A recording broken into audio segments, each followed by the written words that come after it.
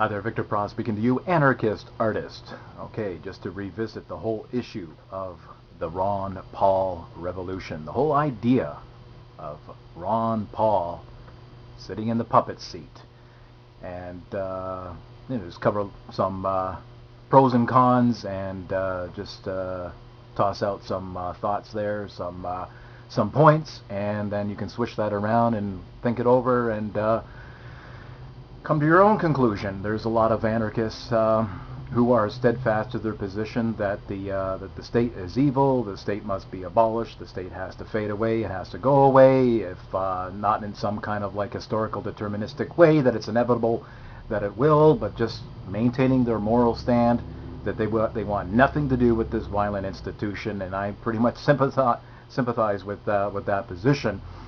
But there is a video that Stefan Molyneux did make. I forget the name of it now, but it caused quite a roar in regards to the taking a more pragmatic approach in consideration of Ron Paul being in the president's seat, the puppet seat rather, and the pros and cons of all that, and there's anarchists who are leaning and favoring the idea of Ron Paul making the win, and then there's the other side too. So it's been kind of a give and take and of pro and cons, and I wrote on my Facebook wall something to the just diving into this whole subject, and I wrote this. I'll just read it verbatim and touch upon some feedback in regards to that. Okay, I wrote regarding Ron Paul and voting. I think that Ron Paul supporters should know what they are fighting for. The only thing that Ron Paul could do, if elected to presidency, is to withdraw the troops that the U.S. government has stationed around the world.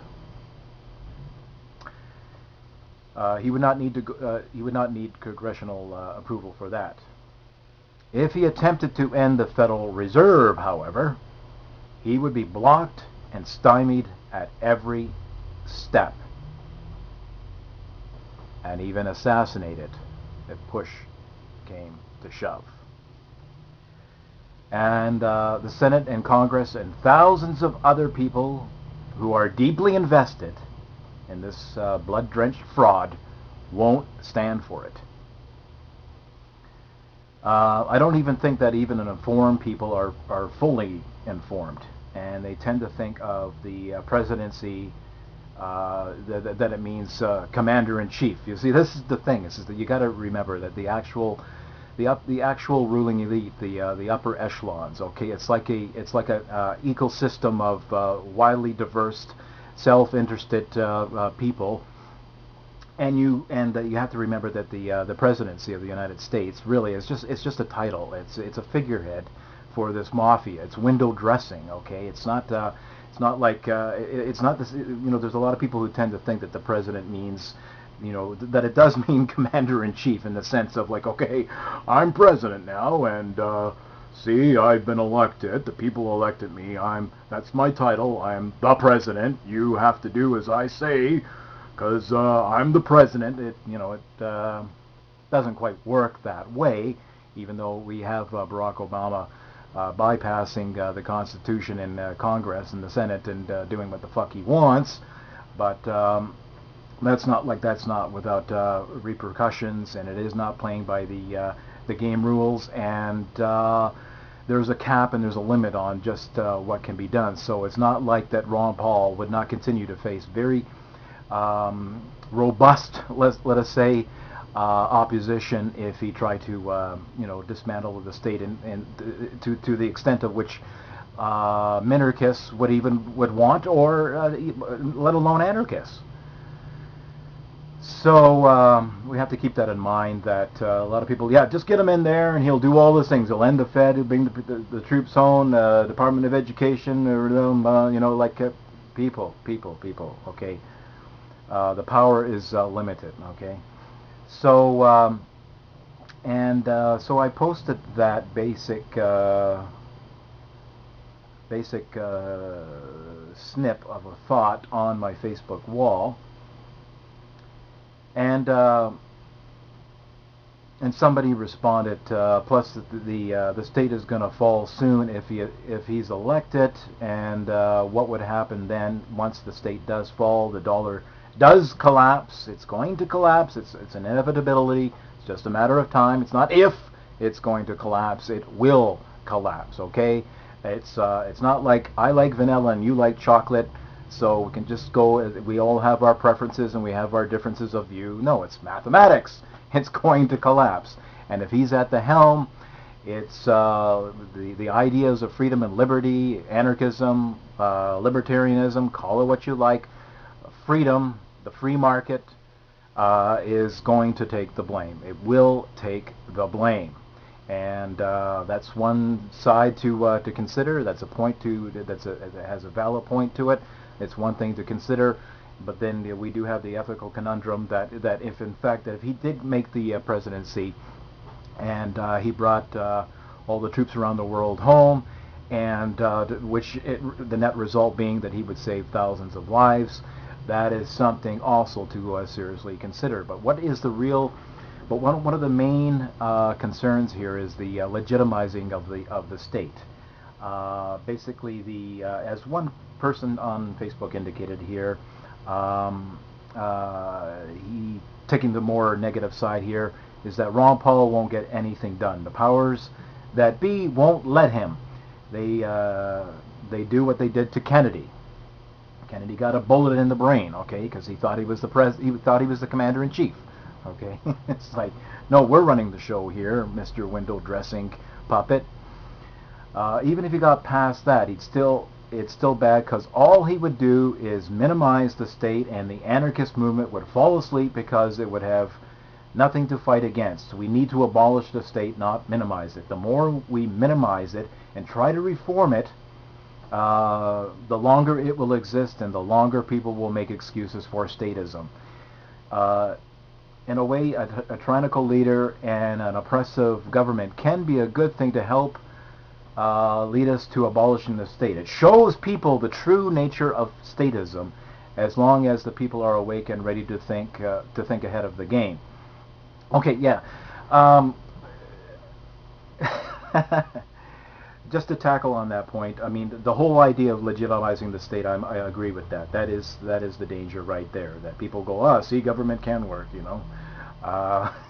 But this whole thing of that, maybe it's a good thing that we have these tyrannical powers so people can see what's going on. Well, you've had that for the last 200 years, for God's sakes. You've had that with the creation of the Fed, with World War I, World War II, Vietnam, public schooling, public indoctrination, the Patriot Act, and now this recent bill. People haven't woken up yet. I mean, like with all of these predations and this ever escalating erosion of freedom that began almost from day one, from once the American experiment had been set up, almost from day one. Okay, not even like 50 years into it, the erosion started happening perceptually, ostensibly. Okay, not like, oh, it's creeping up on us. It's like it's just. It did happen at incremental steps, though, but they were blatant enough for people to realize, what the fuck is this? What is going on? I thought this was the land of the free, you know. So we've been bitch slapped. It's even becoming more blatant. It's out in the open, but yet there's a lot of people who are completely asleep at the wheel. And you know, this 99%. What 99%? You know, like the Wall Street protests, the global protests. 99%. Oh, the people are waking up. The people are waking up. No, the people are not fucking waking up. It's probably maybe about 10% of people who are waking up, and not even of that 10%. It's probably not even 1% of people who are out there creating alternative media outlets. You know, who are outspoken. Whether that be Christopher Green, Michael Shanklin, Stefan Molyneux, etc., etc., etc., etc. It probably doesn't even make 1%. Okay, so maybe you do have like 10% people who know what's going on.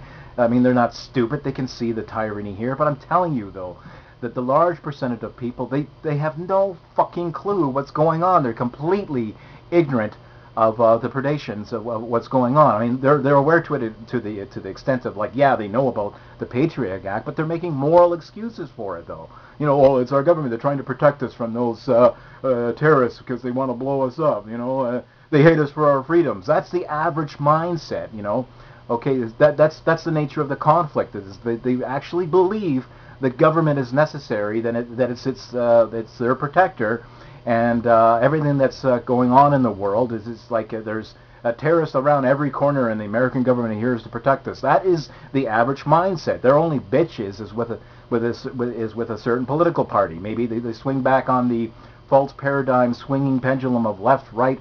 Oh, okay, you know, their criticism of government only comes down to a specific party line or to a certain elected president or political figures. You know, oh, look what Obama has to deal with. You know, inherited all this mess from George Bush. You know, like that's the fucking mindset here. That's not a fundamental ethical principle and philosophical insight into the nature of statism.